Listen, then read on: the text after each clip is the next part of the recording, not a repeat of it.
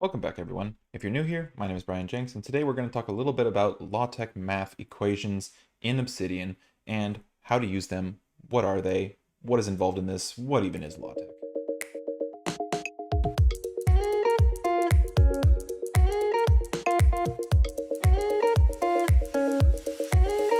LaTeX, defined by its own website, is a high-quality typesetting system. It includes features designed for the production of technical and scientific documentation. It is the de facto standard for communication and publication of scientific documents.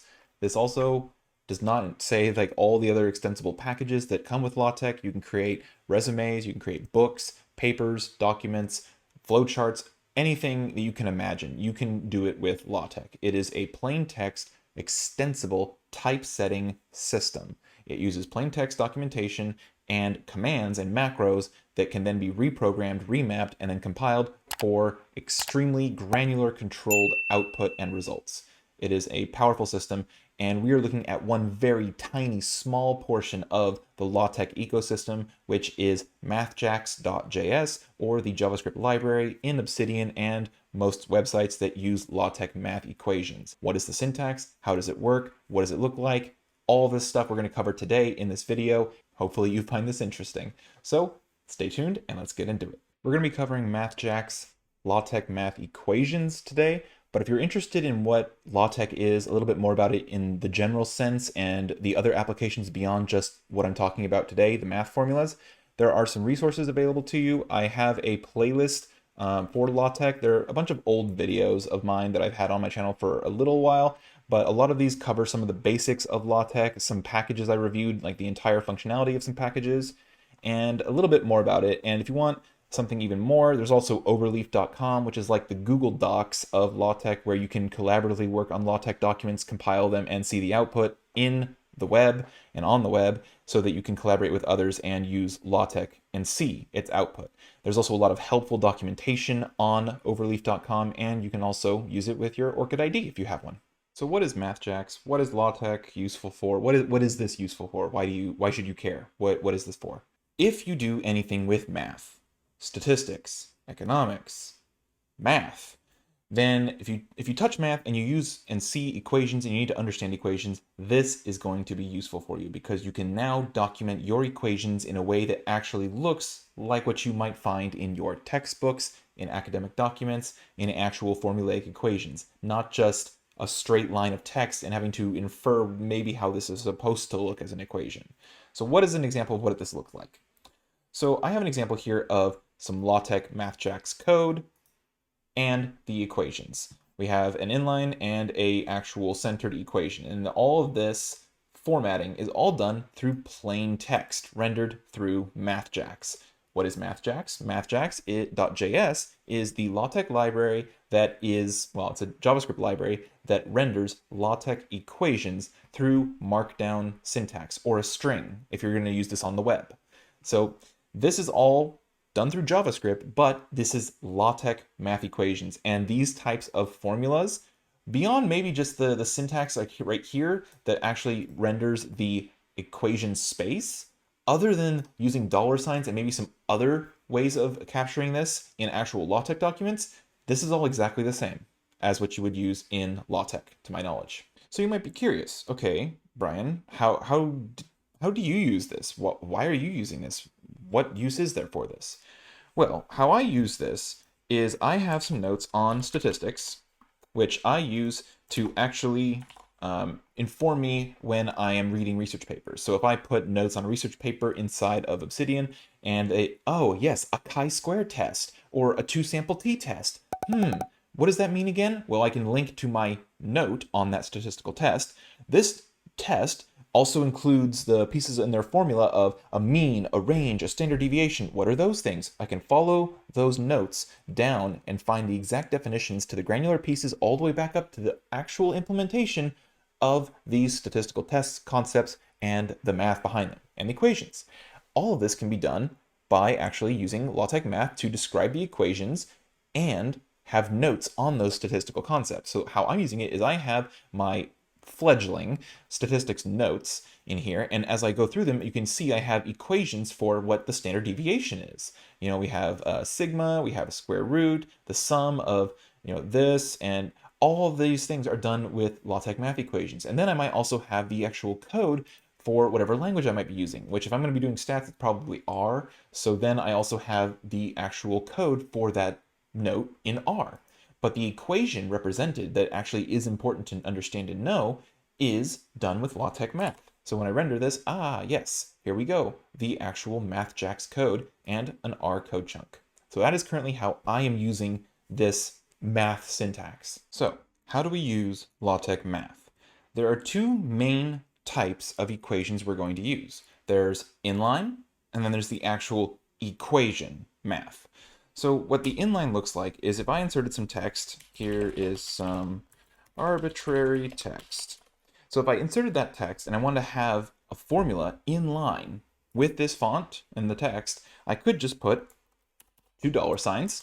Oh, it's doing something weird there. You see the color's different. Let me zoom in for you. I always forget to do this.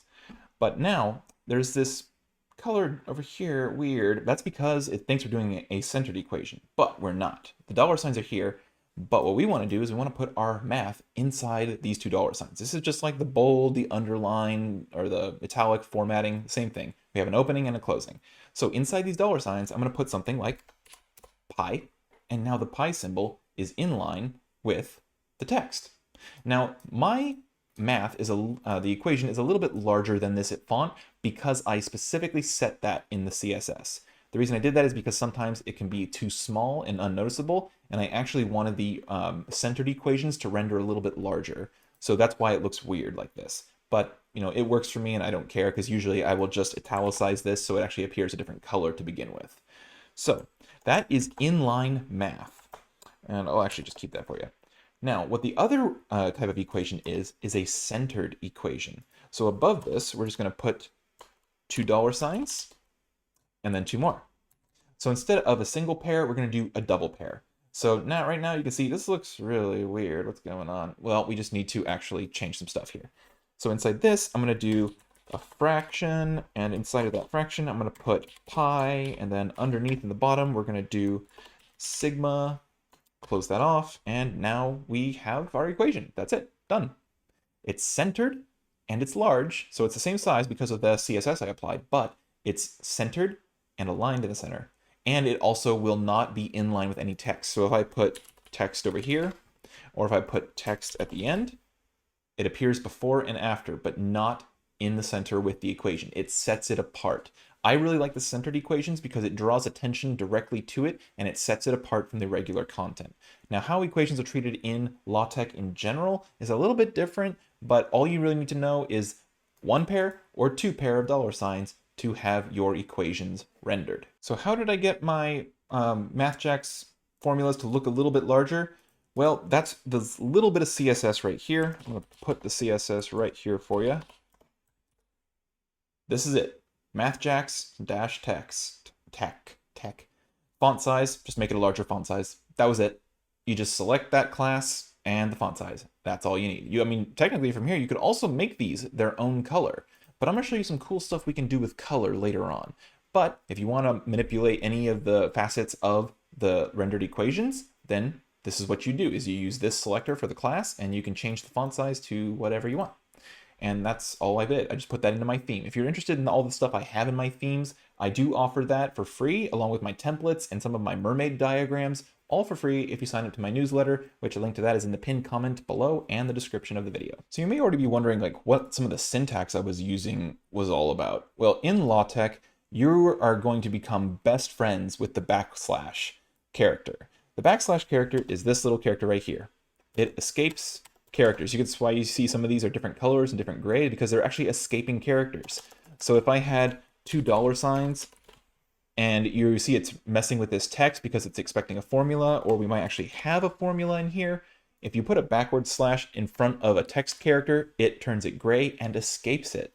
This way, now these $signs aren't doing anything. There's no LaTeX math equation here, because we've escaped those dollar signs to be considered as plain text. That's what escaping something is. An escape code, an escape sequence, something so that it's not treated normally or rendered or compiled to something else. It's saying, oh, no, that's plain text only. So with LaTeX, you use backward slashes incessantly to use commands slash macros. I forget which term it is. It might just be both or interchangeable. But basically, anything you want to do in LaTeX is likely going to be started with a backward slash. So if we were going to do like bold font in LaTeX, it would be text BF or text bold font. And then inside of curly brackets, you would actually have, the text. And that would be it. It actually will render inside the environment, but I'm not sure that's actually really good practice. But in any case, get friendly with a backward slash, because everything we're going to do is usually done with a backward slash, especially the special symbols. So now comes the big section, the syntax. What are we doing? How do we write different things? Just what? So we start the commands with backward slashes. Some commands actually will take input to their arguments, like you saw me just do dollar signs and write pi, and that renders the pi symbol. Certain other commands will actually take input through curly brackets. And again, just like the backward slash, LaTeX uses a lot of the less commonly used symbols for programming in LaTeX code. So backward slashes and curly braces are used a lot more in LaTeX than they are in like other programming type languages. So what we can do in here is we can also do text BF, and we did the curly brackets earlier to take input and render that out. And now you can see, oh, okay, so that actually did do something. It took input, the input in the curly brackets. Now, certain other equations can actually take optional input. And this is actually similar to other languages where you can actually take optional input, and it's done with square brackets. So on another equation, what we can do is we can do square root, and we can do the square root of 4. And now we have the square root of 4. It's in square brackets. Now, technically, you could just leave the curly braces out, but it is helpful to limit that to say, hey, the square root command here, it's taking the input of 4. 4 is going to be the item. I mean, I could just put another number out here. Oh, see what happened there? I did a space. Now it's looking kind of weird. Like this number out here is not a part of the, that's some weirdness there. So this is when it becomes helpful to actually wrap this in the curly brackets, because now it's there. Then again, you also will need to escape spaces. It's just weird. So we can actually do optional input. So with square brackets, we can say, hey, square root, you're going to take an optional parameter. That optional parameter is going to be something like n. And now this optional parameter is here. How would you know this? Honestly, you'd have to check the documentation for the commands in LaTeX Math. We're not going to go that in depth on this today. But what you can know is that this is the syntax for an optional parameter and the actual input to the command. And so in this way, we know that, oh, the optional parameter will be rendered here for the square root command. And this can be very useful, especially if you're going to remap commands. Sometimes there are several different optional parameters that you can provide to the command to have differing changes. And there are some great videos on LaTeX that really dive into detail about remapping commands, but we're not going to talk about those as that's outside of the scope of this video. But this is what we can do, inputs and optional parameters. All right, so now that we got some of the basics down, let us actually look at some common pieces of formula equations that you're probably going to use very, very often. So we could do x raised to the power of 2. To raise something to the power, you're going to use a caret symbol to raise it up. Now, if it's a multiple numbers, I said raise this to 25. Why didn't that work? Now it's just x to the squared times 5. That's not right. This is when, again, wrap it in curly brackets to say, hey, this is a thing. This is an input. This whole thing, not just directly next to it. So that's when you might do something like this. Now that's x raised to the second power. Now what we can do is, that's superscript. How do we do subscript? Well, with LaTeX Math, this is different than Markdown and certain other specifications of Markdown, is that you're going to use a single underscore and do something like, hey, x with subscript I. Perfect. Also j. That didn't work. Again, same rule applies. Wrap it in curly brackets so that we know it's a single thing to put underneath in a subscript for the x. This is how you can think about it, is that it's only going to take the first character, the first item. So if it's two things, we need to wrap that into curly brackets to make that into one item. That one item is going to be the subscript for x. And that is how you would go about that, or at least how I think about it. Now, also, we already showed this, but square roots is probably something you're going to do very often. A square root and a number of 25, and render that. And there we go, a square root. That's it. Now, what about fractions? So you saw me use this earlier, again, but a fraction is just backslash frac for fraction. And then you take two arguments, numerator, denominator. What's in the numerator? We're going to give it 7. And what's in the denominator? We're just going to say pi. Ah, okay, so what did I show there? I can put another command inside of the input for another command. And what you need to take away from that is you can nest these things very, very deeply and get very complex formulaic math equations just by taking advantage of knowing the syntax like this. I can put the pi symbol inside of a fraction, and then this can actually have it can be a part of another fraction. So for instance, if we wanted to go really crazy, we could just put this as a fraction inside of a fraction and say, hey, that's the numerator, and the denominator is going to be the sum of, let's just do 6, whatever. And now, there we go. We now have I'll make this italic so we can see it separated. We now have that fraction as the numerator of another fraction. And some other weirdness going on here, but basically you can nest these things to create very complex, highly detailed math equations. Now, something to look out for is, what if I wanted something like pi x? I wanted to have it just show pi and x, like pi multiplied by x. Well, how might we go about that? Well, we can insert an equation, and we can say, okay, backslash pi, and then just x, right? Just, no. Why did that not work? Well, because of the fact that pi doesn't have braces, it's just escaped, and that's what pi is. So if I just did that, oh yeah, pi, done. Yeah, there we go, just like here. So because it doesn't take braces, it's not able to easily separate between the next item in the equation. So it assumes you're trying to run a command called pix, not pi and x. How much you get around this? Space. That's it, just a space. Or I think you can also get away with this is backslash comma. We're going to get into those later, but that would be one of the space commands. There's a whole collection of spacing commands. We're going to get into those later, but a simple space would suffice. Separate this command and just this rendered text. I want you to think of these equations like English sentences, or basically sentences. It doesn't have to be English. But think of it like sentences, about how each part relates to the part that came before it to form a coherent stream of language. So looking at this text here, I didn't want to have to do this from memory, but let's break this down as I type it to see what is actually happening and how this really does look like a language of formulas. So I'm going to say backslash sum. We are summarizing something through using the sum function, adding things together. It shows the epsilon Greek character. This is just a symbol for sum. So sum is going to take something as a subscript to this. So that's why we're doing an underscore. And we want to make it j equals 0. But it's in the curly braces because that's a single unit. That whole unit of j equals 0 is what we're going to do as subscript. Not just j and then all of that is equal to 0. That whole unit. So curly brace, j equals 0. Then close it off. Now, subscript, exactly how we wanted it. The entire 3-character unit, not just j, and then these two rendered right over here, which is what would happen if we did this. So if I remove the curly braces, it's just, oh, there's j, and then equals 0. That's not what we wanted. That's why we make it a unit. Then that entire collection, the sum with the subscript, j equals 0, is going to have a superscript of 7. Okay.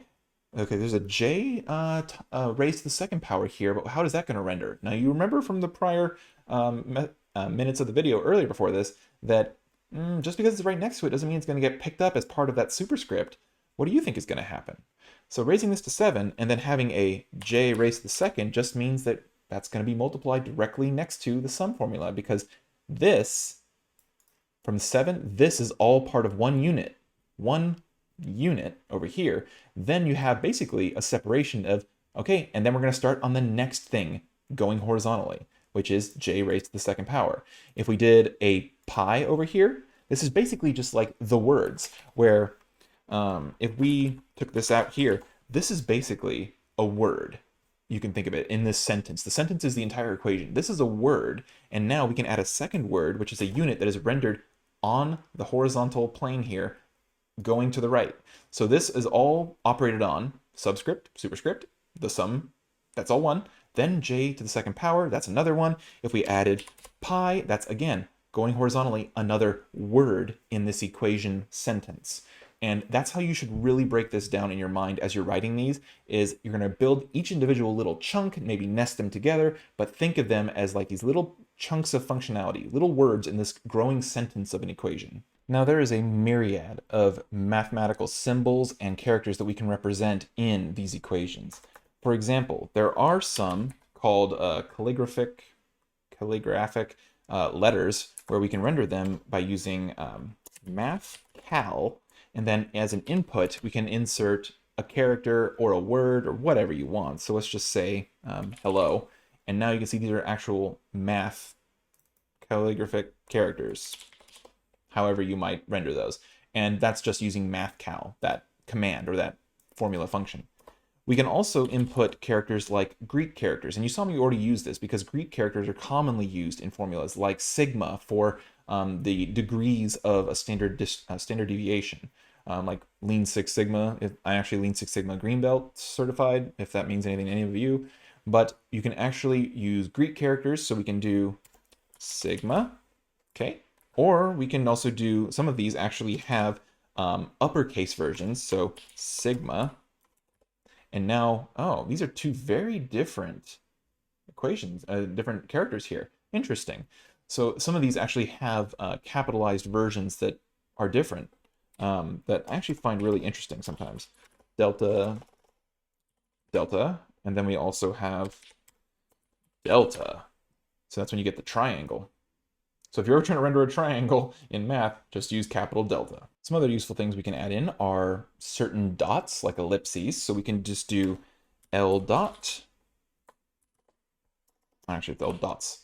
So plural. So L dots is like low dots. We can do H dots for high dots. I think, oh, that's V dots for vertical. V dots. And there's a couple of them. You might want to do this for an ellipses inside of a math equation. There's certain other things like if we're going to do an equation where we want to actually show like continuous, it'll accept multiple parameters. We could just do, hey, 2, 3, and we actually want the braces, so we can actually escape these braces here. 2, 3, comma, and then we want L dots. So that way we can see, it takes continuous output. Now you, like many others, might also be bothered by the fact that this ellipses is directly next to this comma. This is when you might also want to use the spacing command of escape a comma, which adds that little extra space there, you know. But this is an example of where you might want to use the dots, is like this showing of we accept multiple, or it goes onwards of input or parameters. Now there's also a lot of different kinds of fences we have. We got square brackets, angle brackets, we got curly brackets, we got parentheses. There's a myriad of different symbols and fencing we can do in equations. For instance, we have parentheses that we can just render just by putting themselves in. Again, same thing with square brackets. We can just put them directly in and they render correctly. Now, because braces like this right here, this formula over here, this means, hey, this is a unit. We actually need to escape those characters and treat them as plain text. Like I was describing earlier, don't render that. It's just plain text. So that's when we do the backward slash to escape something. It's either escaping it or it's initiating a command / macro in LaTeX. It depends on what you're using the backslash with. But in this case, if we backslash the curly brace, it now renders that curly brace instead of treating it as a unit. So when it looks like, without the curly braces, it would just disappear and just show the x as a unit, or xy, or whatever. So now we're actually escaping these so they render visually and we can see them. There's also, I'm looking over another example of this. There's several different things that we can do. So we could just do L angle for left angle, X, and then R angle for right angle. So we can just do angle brackets that way, or you could just do straight up angle brackets. I mean, but that renders very horribly, so I don't recommend that. But you can use the angle commands. There's also the pipe characters where we can render those. And you can also do double pipes for like showing the absolute value of something. Actually, I think that might just be singles, but either way. You can backslash the pipe characters and actually show these double lines if you were interested in doing that as well. Lots and lots of options that we have available to us when it comes to fencing. So with all these different options and different pieces of this syntax, the fences, the brackets, the dots, the numbers, the symbols, the Greek characters, and thinking about them as words as a part of a sentence, and nesting them, you can see how you can really start to manipulate these pieces and put them exactly where you want them to be by thinking of them as piecemeal units to rearrange like Legos, even. There's also something really interesting that you might care to know, and that is using arrays and matrices. Now this is a little bit of a step away from what we've been looking at, where these are centered equations, but they're being treated like inline equations by just, it's all a straight line of text. It is kind of hard to read. And one thing that we can do is arrays.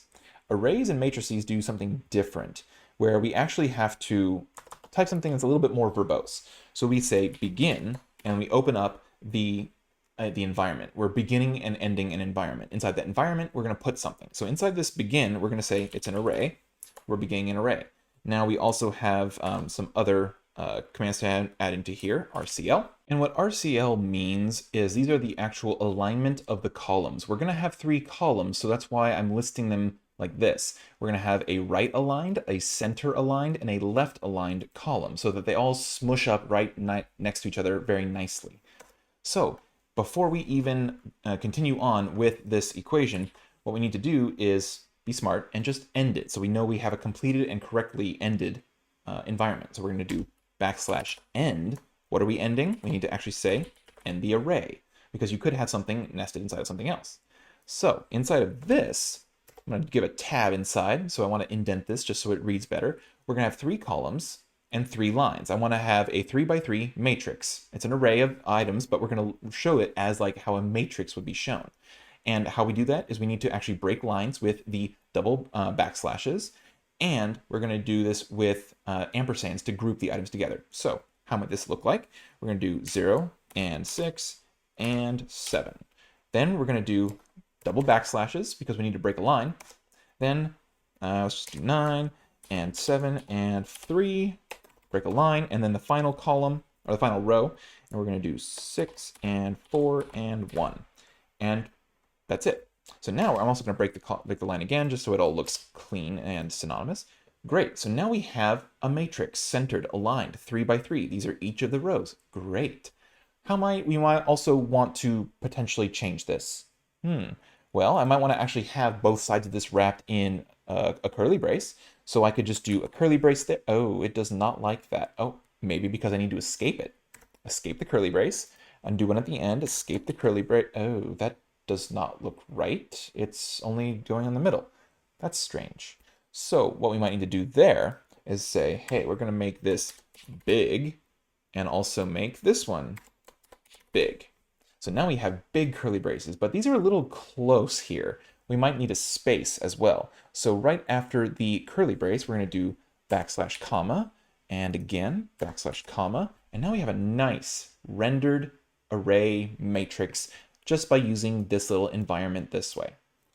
You know, a lot of extra syntax, and that's the thing about LaTeX is that it can be very verbose. Lots of syntax, lots of code, but you get such a fine-grained, granular control of the rendered output that at the cost of being more complex, you get more control. And so it really is is this the best tool? Maybe, maybe not. It depends on what your workflow is. So you've seen from before, we had some issues with spacing. And I'm going to show you some examples showing these 2 variables, x and y, getting progressively farther away from each other. what can we do to show different varying levels of spacing with code and commands? So we're going to start off smallest to largest space. I'm going to do a backslash comma, and that gives a very tiny space between this second x and y. This one up here, we're going to leave alone, this green one, because I'm going to show you something else later. But to add space, we're going to do a backslash comma, that adds a small space. The next tiny increment upwards of space is backslash colon. It looks very similar, but it's slightly larger. The next one is backslash semicolon. Again, slightly larger. It's very, very hard to see these differences, but it is very slightly bigger. Now, the next one after this, we have something called quad, Q-U-A-D. And now, but here's the issue, we need a space. And now we have this large space between x and y. I just like to keep it as spaced around because keep it clean. So we have this large space, but we want even bigger. So we can do q quad. And now we have an even larger space between these two variables. And finally, let's look at the inverse of all of these. What if we want absolutely no separation between x and y? Well, if we did a backslash exclamation point, now these two things are fused together. And you see this combination up here in the green, x, y. So these are the very progressive ways of getting spacing in your equations between variables or units and constructs inside of your equations. Now earlier you saw me use the line breaks in the array inside of the begin environment. And one of the reasons why I put this in the begin environment is I'm not 100% sure about this entire realm around this issue, but inside of these inline equations and with Mathjax in general, it is a known issue that is still open and unresolved that the double backslash line break does not work in LaTeX Math inline. But when you use these begin and end environments, they apparently still do work because without this, you can see that the array gets messed up and it does actually render a line break for this. But that is because it is inside of a begin and end environment and not part of the inline Mathjax equation. So that's just something to keep in mind and be aware of. So I have a note on LaTeX Math and something specific that I actually got from a tweet from a PhD on Twitter. And this is a little bit separated from the strictly syntax about LaTeX and LaTeX Math, but what I really want to share this with you all. This was a really useful idea of using color to break apart an equation while still showing the equation in its entirety and then explaining it in a narrative fashion. So to find the energy at, the energy, a particular frequency, K, these are the frequencies, spin, the red, your signal, that's that, around a circle, this, 2 pi, at that frequency that's still K, and average a bunch of points along the way. So this just seems like, that's interesting. Where this is really useful is commonly in education and with math. At least, I wasn't around during Common Core, so I remember math before Common Core, so I'm not sure if it's changed at all. But what we'd do is that we would progressively solve these equations like this. We would solve little pieces of it or whatever, and this is not at all accurate on how you might do something in this equation, but like you see, we might solve these little incremental pieces, adding them back into the main formula to then solve for the rest of the formula in a progressive format. Show your work and have all of these progressive formulas broken down on your piece of paper to turn into your teacher. What is really useful, and what I think is really useful about this, is saying you can have the formula in its entirety, so not separated out by individual pieces of the equation that have been atomized outside of context, but you can see each piece narratively described and highlighted in the context of the entire equation that it fits into. And I think this is an extremely powerful way of conveying what an equation does in both color, formula, and narrative text. Now, this really got me interested in seeing how can this be done in LaTeX and in the Mathjax environment that we have inside of Obsidian. And with a particular third-party plugin that allows you to add a LaTeX preamble, it means that, the preamble, this is not necessary. If you don't want to use third-party plugins, you can still get around it. But with the preamble, it means you don't have to type stuff in a repetitive fashion over and over and over again to take advantage of what I'm going to show you next. So what did I do and how did I do it? Let's just start off with how to do what I did because it's very simple, and then I'll show you the actual application of it. So there is a third-party plugin called Extended Mathjax. What this allows you to do is use a LaTeX preamble. Preamble meaning this is processed before the rest of your document is processed. It's something that comes before. Pre, Latin root pre, before. So by using this plugin, this basically will load a preamble.sty file, or a style. This is a LaTeX file. Preamble.sty file in the root of your vault, and it will let you customize your own macros and different things for LaTeX usage. So how does this relate to what I'm talking about with this colorized formula and how I'm using this? And whoa, how did I do that? So my actual preamble just has this.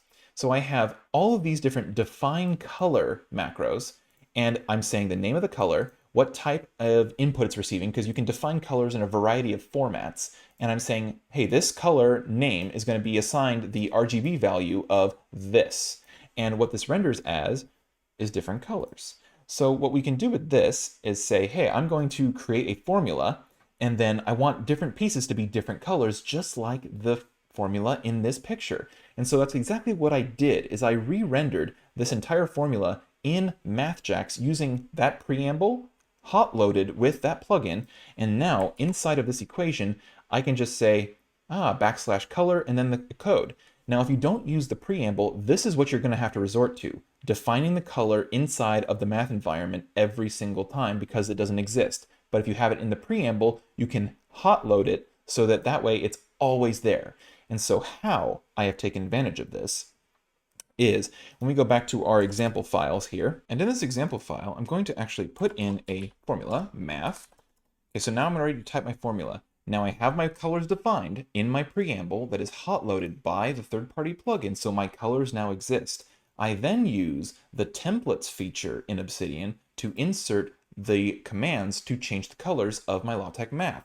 So I could say insert a red X followed by a yellow pi, and then a aqua 17, and you can see over here that now my output in this formula are colored based on the colors that I set. And I used my Grovebox color theme, so I have both bold, faded, and neutral versions of the Grovebox color scheme, all listed in my LaTeX templates for all the different colors, as well as just the math $signs and the normal color light text and gray text. So I have all these different colors and all these different templates to insert, and that are rendered because I already have the preamble definitions for those colors made. And with this, I am able to easily replicate the color coding of of LaTeX equations like this at will because I have those commands. Now, the way that those commands work are very similar to certain other types of programming. I think it's actually bash escape sequences in the command line, but basically how you can think about this is the color, the bold red is the color until I say, hey, by the way, now it's the yellow color. So basically you can say it's going to be this thing until it's interrupted by another color.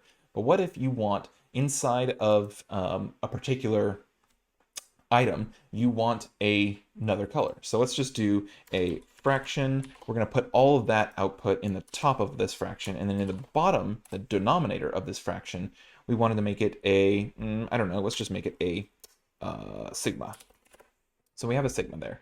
Now what if we actually defined the color of all of this as, what we haven't done? We haven't done a bold blue, and then we can say, oh, it's all going to be blue now.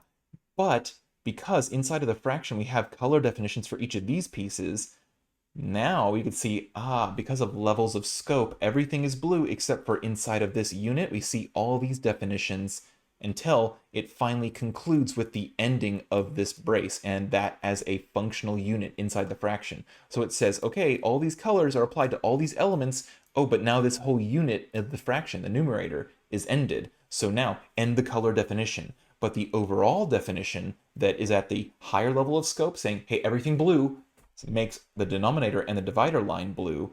But then as you get into granular levels of scope for each of these items in the numerator definition section, now all of those items are colored different colors based on definition. So It's an outside-in level of definition and scoping when it comes to changing the colors of your equations. And I think this is an incredibly useful and powerful feature of the granular typesetting that you can do with LaTeX and LaTeX Math. So this way we can easily color code and then define our equations for what we want them to say and be about. So I could easily just write some text and easily change the color, or maybe write some templates to explain with color-coded text, just like the example in this image, to explain that formula with color coding, so I only have to have the formula listed in one place in context instead of breaking it apart and solving it incrementally like this. I think this is an incredibly powerful feature, and if you are interested in my preamble and in my templates for this, I offer those again for free if you sign up for my newsletter. Link to that is in the description and the pinned comment below. And I give away all of this for free. So on that note, I only have one more thing to say, and that is thank you to the patrons who support this channel. Nothing is ever required. I do highly appreciate any sort of donation and support that this channel gets, whether you donate to me on PayPal, buy me a coffee, whether you support me on an ongoing basis on Patreon, or my preferred method, GitHub sponsors, that takes no fees from me at all. Thank you to the patrons who support this channel: Rito, Leonardo, Justin, Brandon, Klaus, Pippa, Alberto, Clark, Joel, John, and Paul. Thank you so much for your contributions. It's really just a motivating thing to see that people really enjoy the work that I'm doing, and to just have some reliable income each month that I can put back into all of this stuff that I'm putting out and doing. So thank you all for your support, and I will catch you all in the next one.